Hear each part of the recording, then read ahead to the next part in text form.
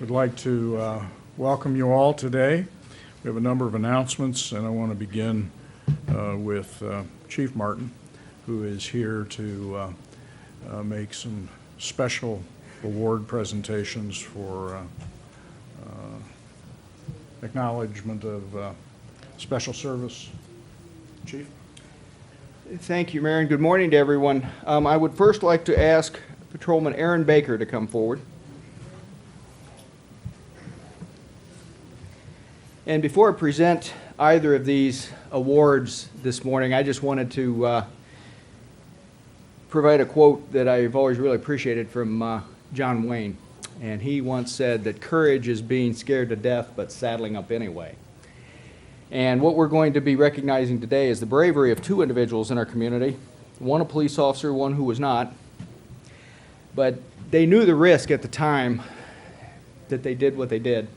And yet, as John Wayne said, they saddled up anyway. And it is with that is both a great honor and with great humility that I'm able to present these awards. On May 1st, 2016, Patrolman Baker was dispatched to Pine and Elm Street in reference to juveniles in the river. Upon arrival, several people were yelling at a kid and a man were drowning. Patrolman Baker called for more help. He ran toward the river in an attempt to locate the people. People kept pointing toward the corner of a concrete structure. He ran to the concrete structure and jumped on top of it, where he saw Gregory Stevenson and a small child at the small head dam. Gregory and the boy, later identified as Andrew Finley, emerged from the water and went back under the water several times. He yelled for Gregory several times and was able to make contact with him. Greg appeared to be worn out and continued to go underwater. He saw Andrew and Greg go back underwater and not come back up for several seconds. When Greg did come back up, he was further down the river going towards the Central Avenue Dam. He saw Andrew begin to float on his back and did not appear responsive. While all of this happened rapidly, Patrolman Baker was removing his duty gear. He then jumped into the water and swam towards Andrew. He attempted to grab Andrew, but Patrolman Baker started to get pulled by the current. He was able, however, to grab a large log and pull it over closer to Andrew. And when he pulled the log over, he saw Andrew come above the water.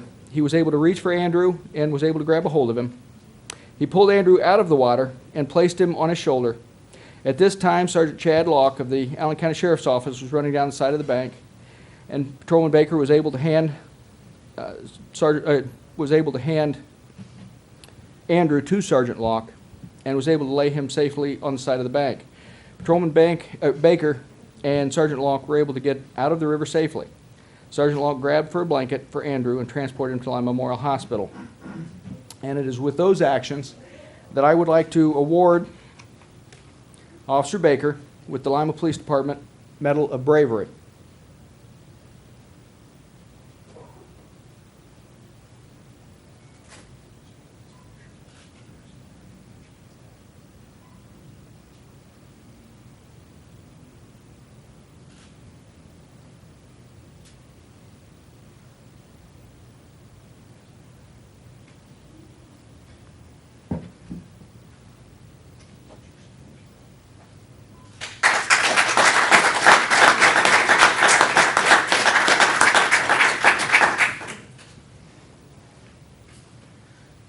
I know you've got a 10-minute speech. 10 minutes. Like I said, I forgot my other uniform, so I might have to improvise. But I'm just glad everything worked out the way it did. I mean, I'm glad Andrew's okay. And my condolences still go out to the Stevenson family, and I hope they're doing well. Thank you. Thanks.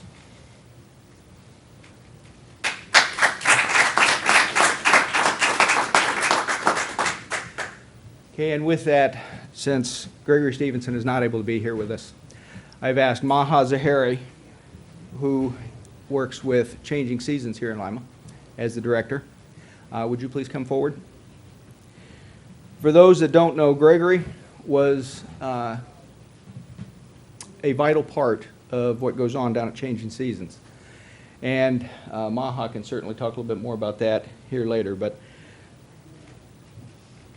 I would like to first read the citation that is being awarded posthumously today to Gregory. On Sunday, May 1st, 2016, at approximately 2:34 p.m., 4 children were playing in the shallow water near the bank of the Ottawa River, near the intersection of Elm and Pine Streets. The river was exceptionally high because of recent rainfall. As the children walked farther into the river, the strong current pulled one of the children under the water. Another child, 10-year-old Andrew Fenley, attempted to pull that child out of the water, but was also pulled by the current. The 3 other children were able to escape the water. However, Andrew was pulled downstream toward a small head dam. Gregory Stevenson, who was near the river, heard the frantic screams for help from the children, and without hesitation, he jumped into the river and began swimming toward Finley. As they approached the small head dam, the current was very strong. Both Finley and Stevenson struggled to stay above the water. Despite the danger, Stevenson continued to attempt to reach Finley in an attempt to rescue him. The strong current pulled Stevenson away from Finley and further downstream. As LPD officers arrived at the river, the officers were able to get to Finley and pull him from the river. But despite their valiant efforts to rescue Mr. Stevenson from the water, rescuers were unsuccessful in this attempt. Gregory Stevenson had a choice to make on May 1st, 2016. When he heard the terrified screams of children in danger, he chose to act with valor, courage, and honor. He entered an extremely dangerous situation, fully aware of the risks that he was taking. He was willing to go above and beyond what is expected of any citizen. On May 1st, 2016, Gregory Stevenson chose to put another's life ahead of his own. Gregory Stevenson gave his life so that another would live. And he will forever be remembered by the men and women of the Lima Police Department as a hero. And again, it is with great honor and great humility that I present this to Changing Seasons on behalf of Gregory Stevenson, since he's not here to receive himself. And I know that you've told me before, Maha, that one of the things you hope to accomplish at Changing Seasons is to help people who others in society might look down upon to realize that they have just as much value and worth as human beings as anyone. And so we hope that this will help to inspire that.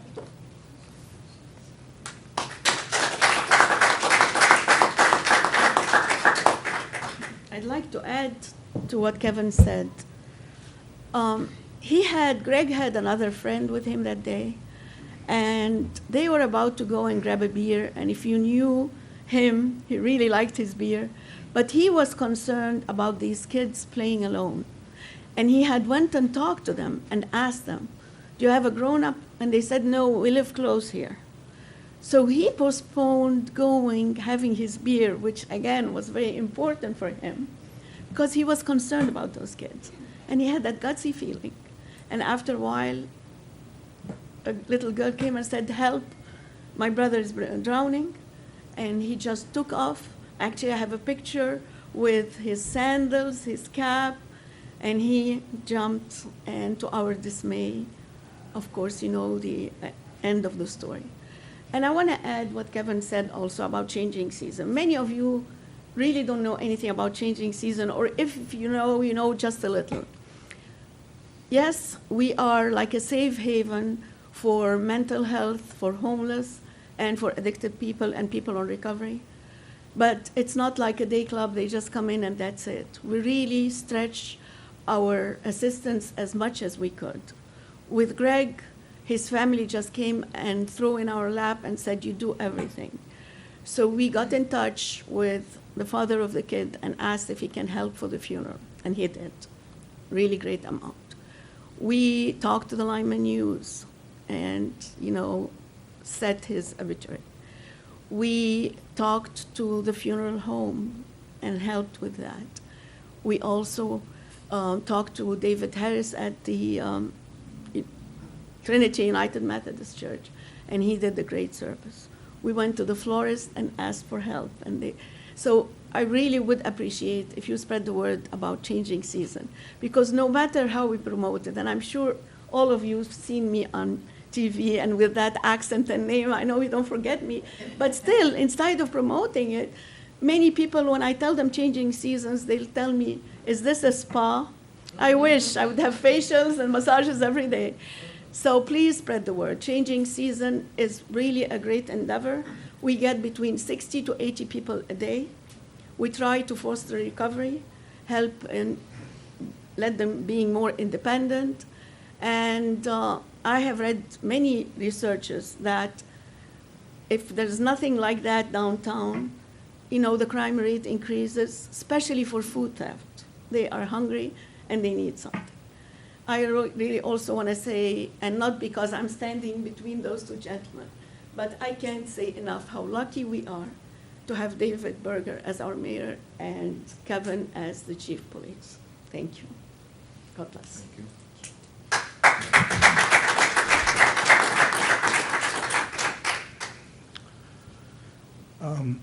In addition to today's acknowledgement, the Parks Department is planning another permanent acknowledgement somewhere along the river of Mr. Stevenson's sacrifice. So we do want to acknowledge that, and also Patrolman Baker. What a great thing you did. We've been acknowledging here in the past other heroic actions. There's no question that the actions that you took put your own life in danger. Gary Sheely and Mike Caprella have said for years those low-head dams are truly dangers when waters get at flood stage, and often there's no escape from them. So the fact that you did what you did is truly a terrific, courageous act. So thank you very much.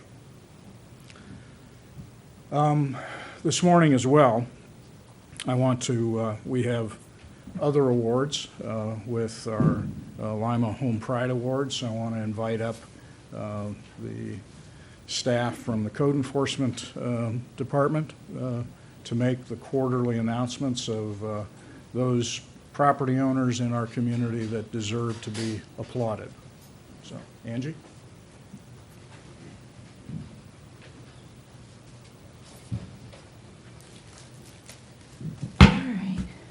Well, good morning. Today, 3 Lima property homeowners will be recognized for maintaining their properties as models of exemplary maintenance. Selected properties must meet Lima property maintenance standards, and their property must exemplify pride in their ownership, as well as not having any property maintenance violations. Award winners will receive a Lima Pride plaque to be taken home with them, and they also get to display a Lima Pride Home Award sign in their yard. Photos of their award-winning properties can be viewed on the Lima, or City of Lima's website, and also on the GTV2. Third quarter 2016 Lima Pride Home Award winners were selected by the Lima Property Maintenance Code inspectors, and they will be presented by each of the inspectors. So the first award for the North Sector is going to be presented by Chase Falke. The property chosen for the North Sector is 1230 North Baxter Street. The owners are Ronald and Rebecca Bentz, if you are here. I guess they didn't make it. I'll accept this on their behalf. Thank you. The next award is for the Southeast Sector, and it's going to be presented by Krista Sprouse. Good morning. The winner for the Southeast Sector is 1400 South Sugar Street, and the owners are David and Marilyn Moore. And David is with us if you'd come up.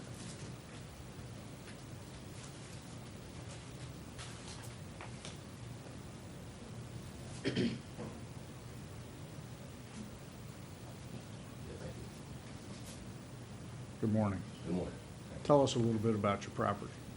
How long you've been there, or what you do to care for it.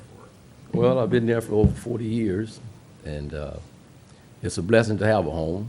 So I have a lot of energy, so I gets out there and try to take care of it, and that's the main thing there. So I'm going to continue as long as I can got health and strength there. Great. Yeah. All right. So Congratulations. thank you.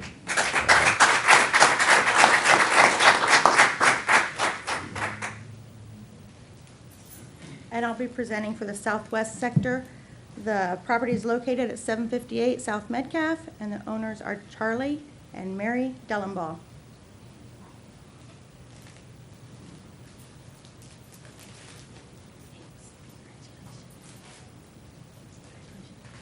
Good morning. Congratulations. Thank you. Tell us a little bit about your property. Well, we've been there a little over 30 years, and then we believe that if you lead by example, hopefully you can get others to follow. Maybe it'll catch on. We need it. Thank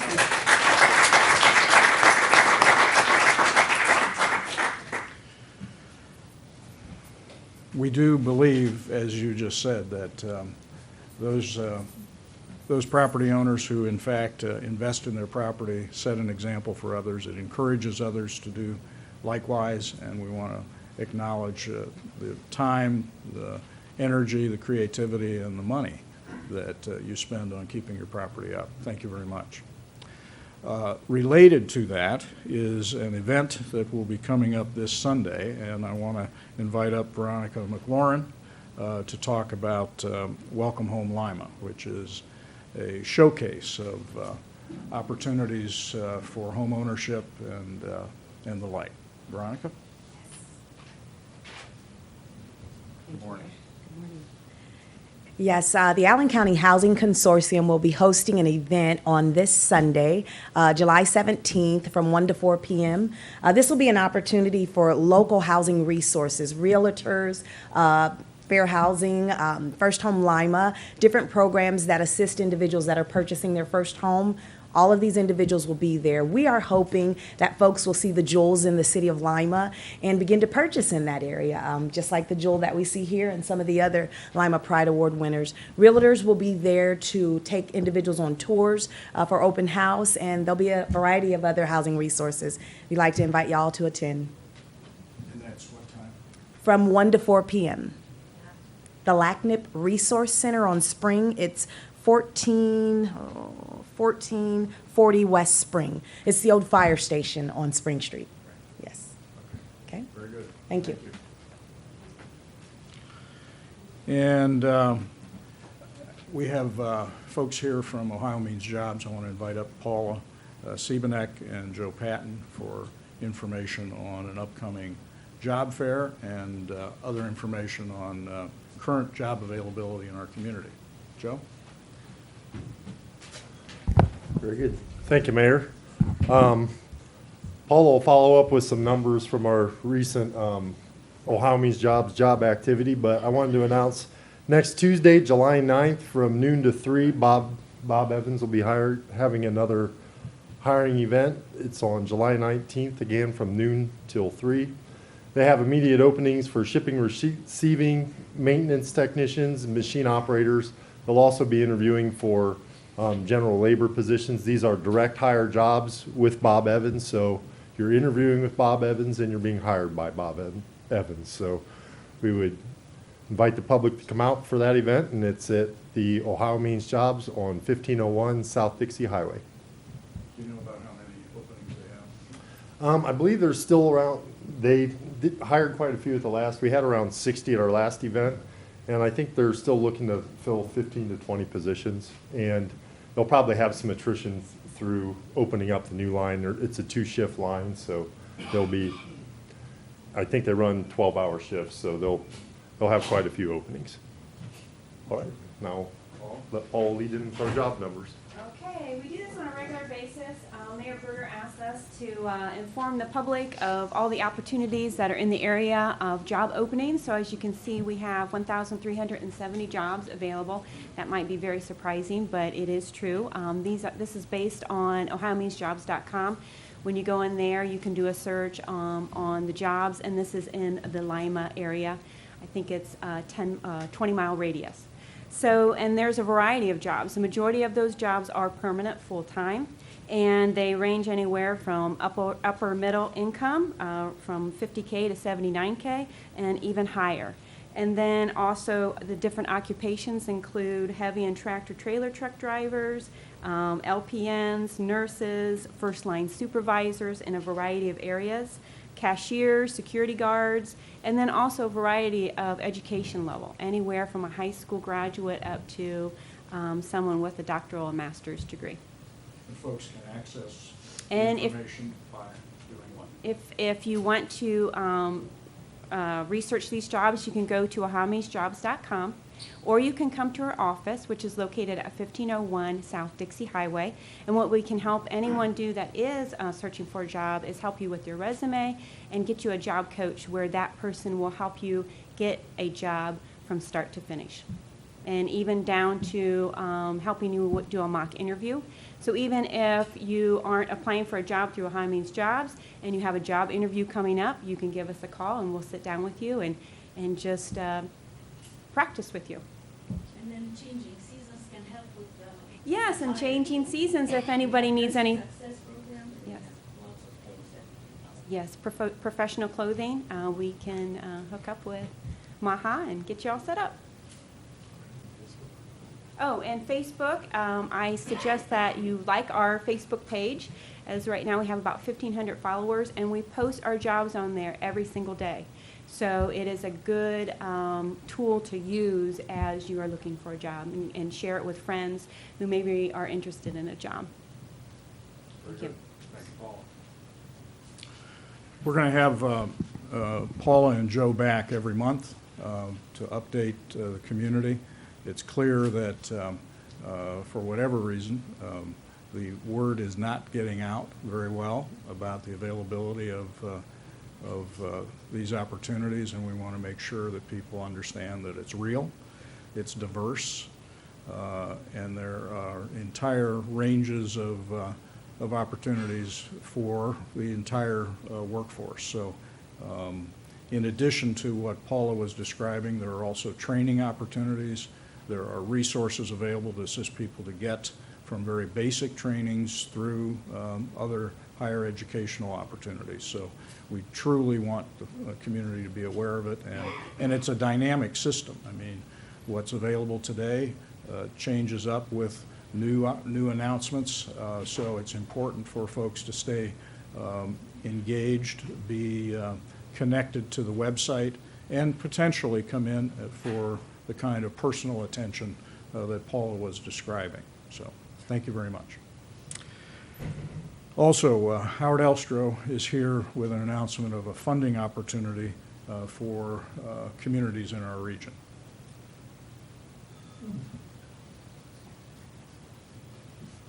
Thank you, Mayor.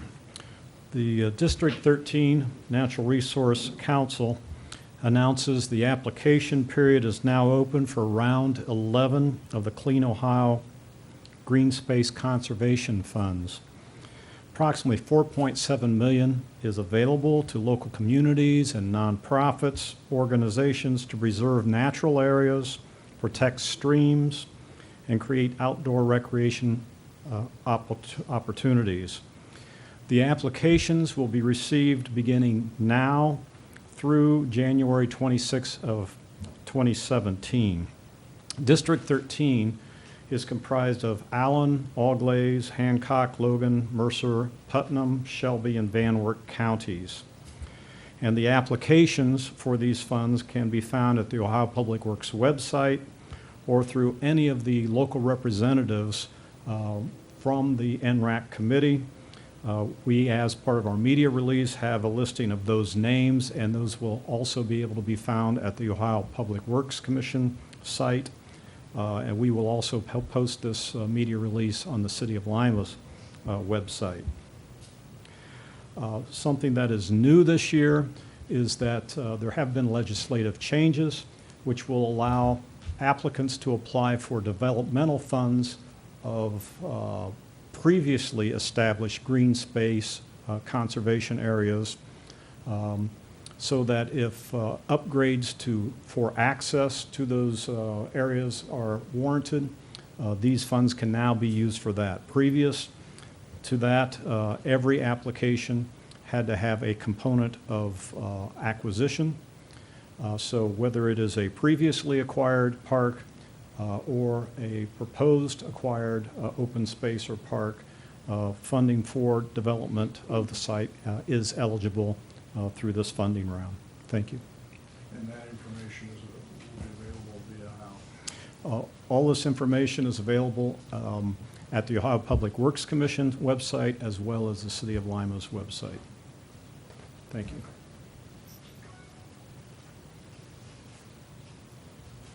Amy, you want to come up? Lastly, I'm here to announce that